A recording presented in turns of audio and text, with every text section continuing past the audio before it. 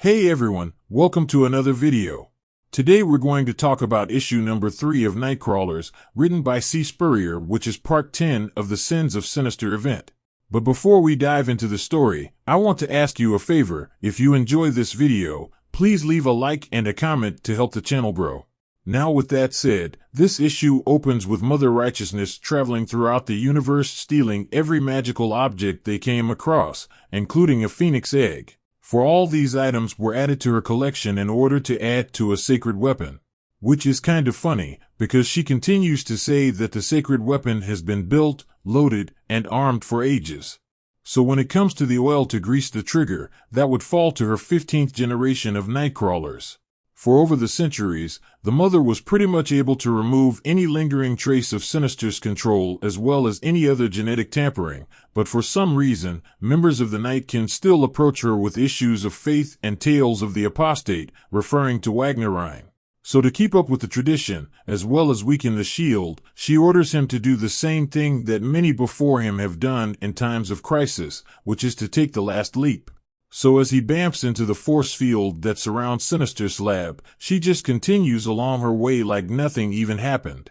Because for a whole millennium, she was waiting for the rest of this quote-unquote rotten timeline to get its shit together so she can accomplish her ultimate goal. Now, on the following page, we see how her once ship is now infused with Dr. Nemesis and acts as her supercomputer. And through their travels, he was able to track Sinister's lab to the edge of the universe because one of his spores made its way to the World Farm. Which didn't really mean anything until eventually, Sinister arrived on the scene. So with the key now in position, Mother Righteousness rushes full speed ahead to the World Farm before Sinister is able to reset the timeline. But lucky for her, the Red Empress, at this time in the story, is currently engaged with Sinister and the Brotherhood in battle. So as they make their journey to the lab, Mother Righteousness is confident that Sinister hasn't made it inside just yet, for she believes in faith. Faith that she will be the first to reach Dominion. So with all that said, something was bugging Mother Righteousness about how he found it. Because centuries ago Destiny and Mystique stole the lab in order to protect the timeline, because this was the timeline where Mystique lived the longest. And because of that the Mother put faith that Destiny would do anything for love. But of course, eventually, Destiny would have foreseen Mystique's death, which in return would prompt her to come up with a Plan B.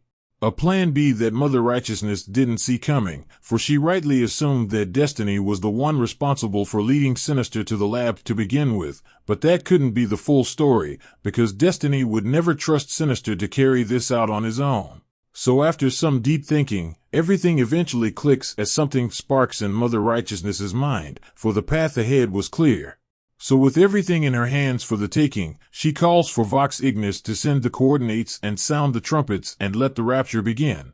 So as the call goes out, all the NIGHTKIN remaining with the exception of Anti-Fortune, bamps their way to the shield and die instantly in a devastating explosion, which still wasn't enough to seal the deal. So with everything thrown at the shield, the Mother then orders her final NIGHTKIN to take her to the battle so she could witness what's about to happen. For out of nowhere Vox Ignis arrives on the scene with Galactus hot on his trail, for Galactus is currently filled with all the spirits of vengeances that escaped Earth after the rise of Sinister. Because after they all escaped the planet, they infected the Great Devourer, because his hunger for revenge upon those who poisoned this reality made him the perfect host. So in order to form an alliance, Vox Ignis sought them out to persuade them to join his cause, but unfortunately, the other spirits still hated him. So for the last 56 years, they chased him across the universe in an attempt to eliminate him. But when all of this was brought up to Mother Righteousness, she couldn't care less about his problem, for she watches a red bullet shoot across the empty space with extreme speed. Because 1,000 years ago, the Sinister shot an unstoppable object right through the brain of a Titan. And afterward, no one stopped to wonder where it'd go next, with the exception of Destiny. Because Destiny kept track of the poor soul, for she foresaw him traveling over a millennium through gravity wells, being slingshotted around with infinitesimal changes, which allows him to build up speed as he bends light and time around him. So without no control over himself, he screamed into the silence of the vacuum, unable to die, unable to stop. So with Juggernaut in constant motion, Destiny tweaked the path of the World Farm, setting up a cosmic trick shot with an impossible conjunction. And just like that, Juggernaut enters Galactus's head before colliding with the World Farm. For the unstoppable object weakened the unmovable wall. So with the Chimera on its last leg, a cold Mother Righteousness orders her final Nightcrawler to seal the deal. And without no hesitation, Anti-Fortune threw herself at the sphere, destroying the force field that surrounded the lab. So with the shield destroyed, Mother Righteousness and Vox Ignis entered the lab with countless bones floating around them with the reliquary Perilous in hand. Now, Vox Ignis was under the impression that it was created to eliminate the shield and take out the strain of Sinister across the universe, but he was sadly wrong. For Mother Righteousness' true goal was to destroy this universe and reset the timeline, much like Nathaniel Essex. For this sacred artifact wasn't to put an end to the conflict, but rather it was made to change the start. Because throughout this whole event, Mother Righteousness went across the universe for centuries and asked everyone about their regrets in order to build a database to send to the past. To create something akin to a cheat code, so hearts can finally trump all. Now the magic virus is the raw power of countless sorcerous artifacts, merged and retooled as a temporal contagion. Once deployed, the virus aggressively clings to any relativistic or chronological alterations to the present universe, infecting its way backward along the dying timeline toward the source. It carries with it whatever power, information, or magical actions the conjurer has encoded into its divine matter, executing these functions at the moment of arrival.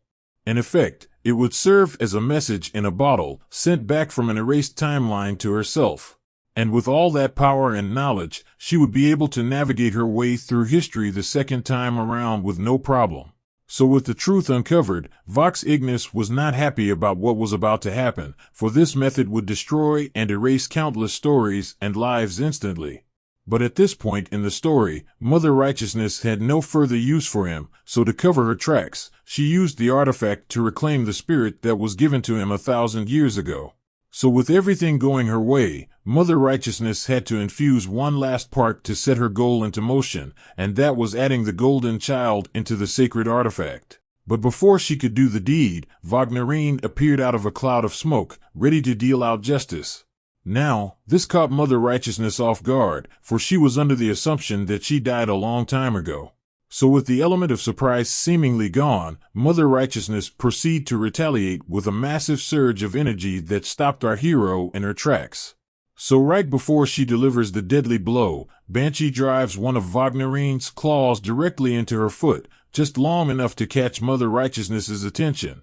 For within a split second Wagnerine used the blade hidden within her tail to deal the deadly blow. So as Mother Righteousness lay dying, Wagnerine took her baby and fled the scene. So as Banshee lay dying on the floor, he looks up one last time, just to see someone he wasn't expecting, for a bullet drove itself deep into the center of his forehead, killing him instantly. For Moira arrived from the shadows, with both the clone and sacred weapon in her possession. Now with both items in hand, the sky's the limit to what she can accomplish moving forward. So with that said, issue number 3 of Nightcrawlers and part 10 of the Sins of Sinister event comes to an end. Now, I hope you enjoyed this video, and please don't forget to leave a like and a comment if you want to see more videos like this. Thank you for watching, and I'll see you in the next video.